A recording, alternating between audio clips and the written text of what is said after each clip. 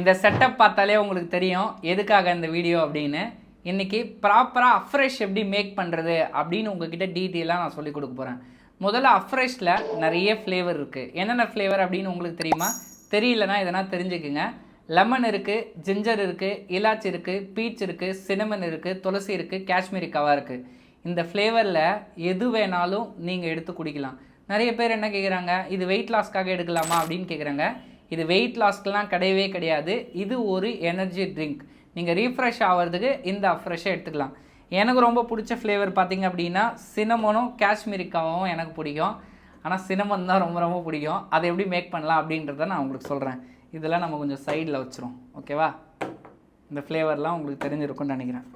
First நம்மளுக்கு என்னென்ன தேவை அப்படின்னா அஃப்ரெஷ் மேக் பண்ணுறதுக்கு அஃப்ரெஷ் முதல்ல தேவை.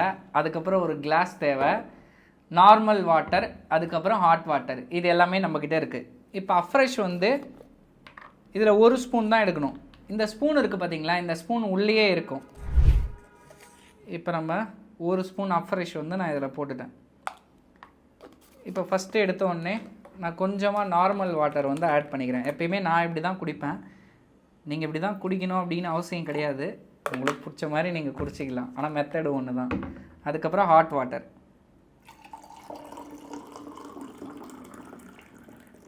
ரொம்ப சூடாக இருக்குது போல், கொஞ்சம் நார்மல் வாட்டரில் ஊற்றினா தான் குடிக்கவே முடியும். எவ்வளோ தண்ணி ஆட் பண்ணலாம் அப்படின்னு நிறைய பேருக்கு டவுட்டாக இருக்குது. நீங்கள் பார்த்தீங்க அப்படின்னா ஒரு 150லேருந்து ஒரு 200 ml தண்ணி வந்து மிக்ஸ் பண்ணலாம். இப்போ வந்து அஃப்ரெஷ் ரெடி ஆகிடுச்சு, ஓகேவா? இப்போ குடிச்சு பார்த்துட்டு எப்படி இருக்குன்னு நான் உங்களுக்கு சொல்கிறேன்.